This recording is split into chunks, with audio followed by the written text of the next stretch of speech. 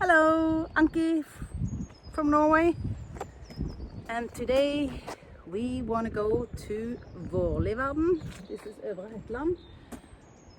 You can go to m.o.h or Vårlivarden. They always have a map and a suggestion of hiking trips. And today we're going all the way up to Vårlivarden and back. You have different options. We are going to Vårlivarden, 2.8 kilometers one way. You can go a round trip, that's 8.4 kilometers, and you go all the way up to m.o.h and back. That's another suggestion, but we are just going up to Vårlivarden and back today. And I'll let you know how long time we use. And you start with walking on a road. And in the beginning of the hike here, we are in a residential area, or a lot of cabins at least. I'm not sure if people live here or if they're just cabins. So it's an easy hike in the beginning, and now I can see the hiking signs coming up here. Now we're coming up to a nice stream, still in the residential area. Some people working here in their cabin. And there's an owl waiting for you. I don't know what that means. Put it up there. Still going on a trolley way. So maybe somebody drives up to the cabin this way, but we'll have to walk. Now we are coming up to this beautiful entrance. Looks like a gate, but still, it says you can only walk. You are not allowed to drive in. It's a private road, but you can walk. That's allowed, but because this is the way to Vårlivarden, and it's beautiful old forest all around. As you can see, it's been here for many years. When we come up a little bit more further, there was a fire it's starting to get some years ago now, maybe 20 years ago. So I am curious to see how the forest have grown back in. Probably can't see the difference. The nature works really fast. But it's like a really old oak forest. And as we walk up, we see a lot of well-kept cabins. But what I think is that most people, they stay here all year round, living here, because the areas are so well kept, and you can drive all year round because there's not really much snow here. You have easy access to a big lake, and it's only 20 minutes to the nearest city, so you can live in the countryside and have this beautiful nature all around, and only 20 minutes commute to work. So that's why people live here, even if in Norway it's illegal, because the government decides everything for us. I think it's cool. I would have stayed in one of these cabins. Now you see another of the posters of fire danger coming up, so they are very concerned about that, because this is a really old beautiful forest, so they want to keep it maintained. But this cabin coming up here looks shabby. So this is old. And there was one up in the forest as well. Okay, now we're getting up to the trail. It's not possible to drive anymore, but to be able to drive to this area, you need to have a cabin up here. Otherwise, it's not legal. It's only for the cabin owners. So if you don't have a cabin, you have to do like us and walk. And here they're showing the sign, and now the trail starts, and we have 1.9 kilometers to get up there. And now a beautiful trail is coming up. Really easy. So I guess most of you people will have no problem walking here. If you like hiking, this is a cool trip. Don't miss it. At this point we have to start to go up because we are going up at a height, I think it's close to 400 meters in elevation, meter over sea. So we need to go up, up, up. There's a neat little creek over there coming down, going towards the water we saw behind us. It's very beautiful. And as you can see, this area is protected also. It's like moss all over, it's old forest. Even if, and they put up like the fire danger all over. And we're getting between 15th of April to 15th of September in almost all of Norway. You are not to put up a fire because it is so dangerous, especially if it has been not raining for days. It's easily lightable, so it's forbidden between that period to make a fire if it's not like a set-up area. So you have to be in an area where it's allowed. So, and I understand why. We don't want to burn down this beautiful forest. This area is very mystical. It's old and you have a lot of trees fallen over.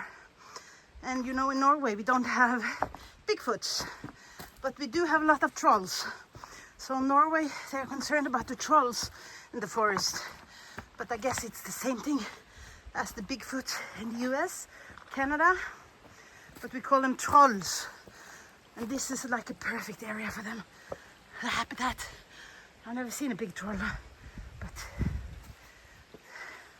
we have fairy tales of them in Norway, mythology of the trolls in Norway.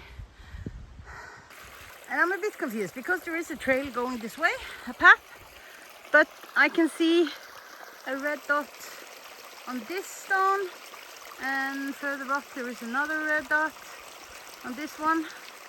So maybe we are following the water line around, not sure. Okay, there just came some hikers down. It's been at the Vårlivarden.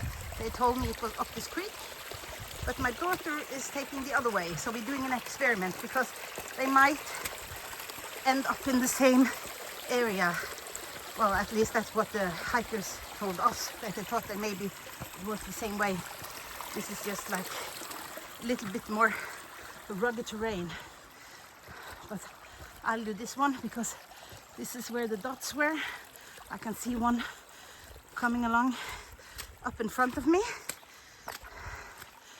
And another thing that could be good to know about Norway is we have something called allemannsretten. And allemannsretten means that anyone is allowed to go hiking in all of Norway, wherever they want, as long as it's not a cornfield or it's a housing place, but it's like free nature. You can go, you can put up a tent for up to 3 days, and you can move and put up your tent in another place for 3 days, and it doesn't cost money because the Norwegian government wants people to be active and be outdoor and use nature. So that's why they made that law, allemannsretten. So if you come to Norway, you don't have to pay a fee or go to a camping ground. You can go into nature, put up your tent, and don't pay anything. And if you are by the sea, it's free to fish. But if you are up in an area like this and coming to waters, you most likely have to pay for a fishing card, because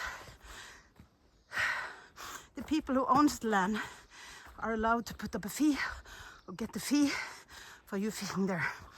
Especially if it's a good place and you get a lot of fish. Coming up on the left side here, I'm going to give you a view.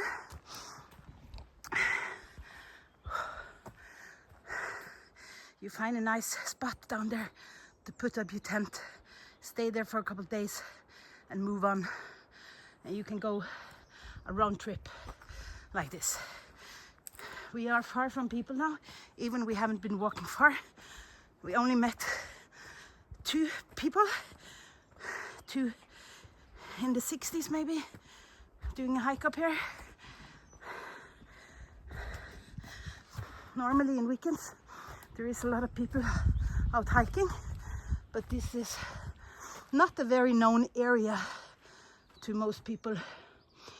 I live in the m.o.h, that's the area outside of Sandnes, close to Stavanger.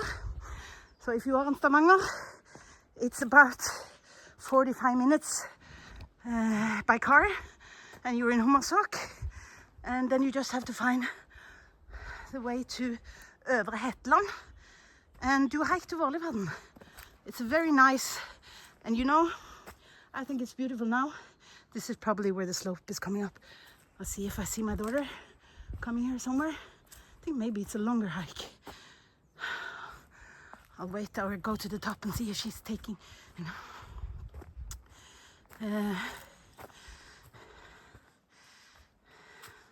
No, it's if you like to be alone in the wilderness, but still not too far away if something should happen. It's a nice hike. And what I was about to say is that we are now in early April. You see another red mark. They put up the red mark, so you are on the trail. But we are now in early April. And when you come to May, oh, it's going to be gorgeous here, because it's going to be green all over. It's going to be thicker, you can't see through. So if you put up a tent here, oh, you are all by yourself. It's a lovely, lovely area. I come up to this beautiful area. It's a viewpoint. People have been camping here, I think.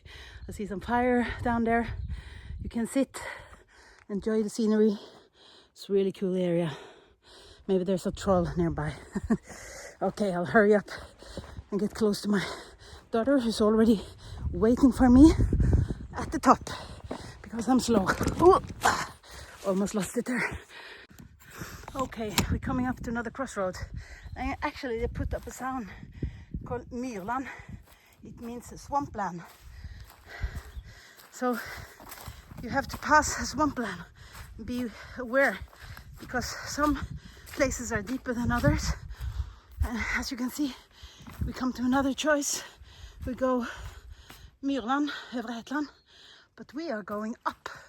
We are going to Vårlivarden. Doesn't say on the signs there. That's a bit spooky, but we'll see here. There's some more signs coming up at this point, some old and new.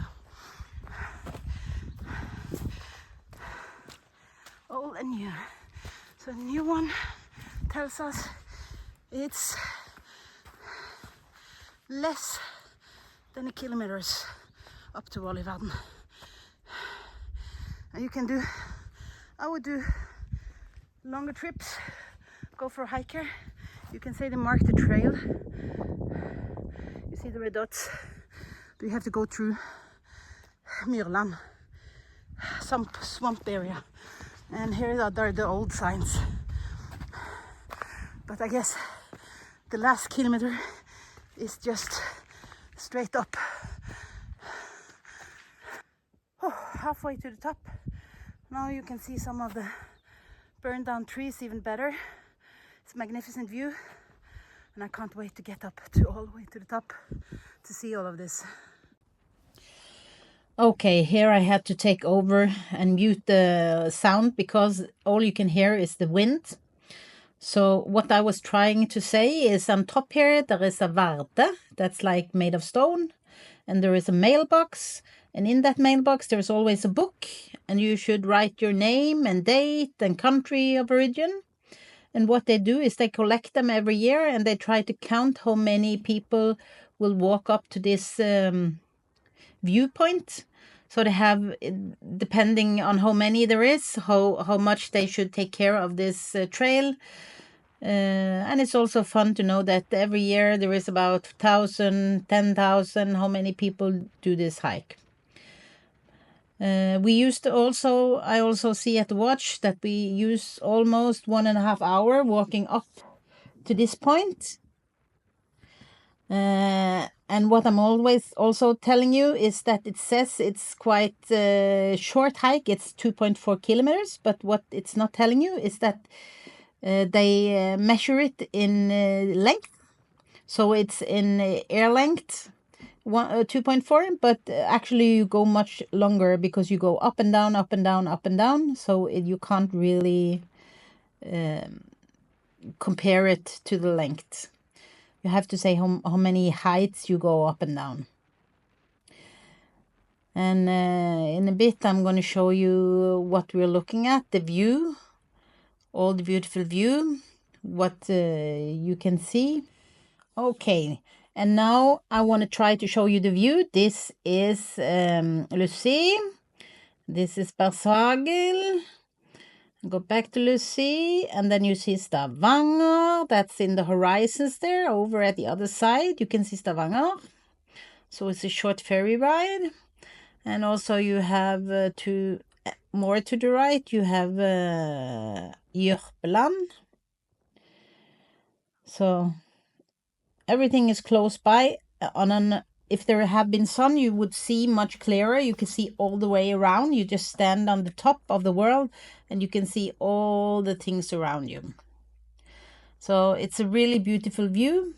When we came up, it was a little bit overclouded. There was a little bit of fog and it's also rained. So it was not easy to see so very clear. But on a sunny day, it's a very beautiful sight and you can sit there and just enjoy the view.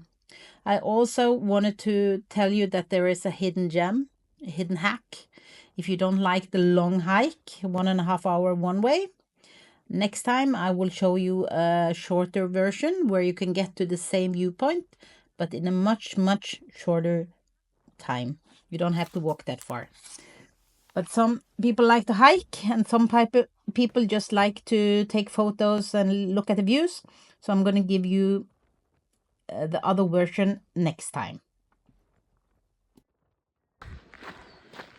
Okay, we're getting to the end of this hike. It took us about 2.5 hours round trip, back and forth. It's much heavier to go up than down. Down went really fast, easy, but up was a little more struggle, because especially the last part you have to climb a little bit because it's quite steep. But most of the trail is fine.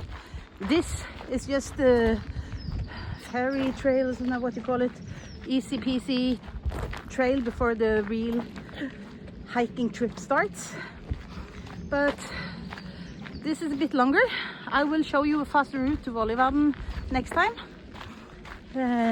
For those who doesn't like to do the long walk, I would highly recommend this because it's very beautiful scenery on the way. And if you don't go as fast as we did today, but take your time, take a break, sit by the lake, enjoy the view. Oh, beautiful. But on a sunny day, because now it started to rain a bit, so we are just gonna hurry down to the parking lot and drive ourselves home. This is kind of my back alley. It's like a 5-minute drive from our house, so it's a familiar area. We have trails all around this area. I live a bit on the farm side, land side, but it's only 30 minutes away from Stavanger, 15 minutes away from Sandnes, so very close. Highly recommended if you like nature. I guess I'll see you in my next video. Take care for now.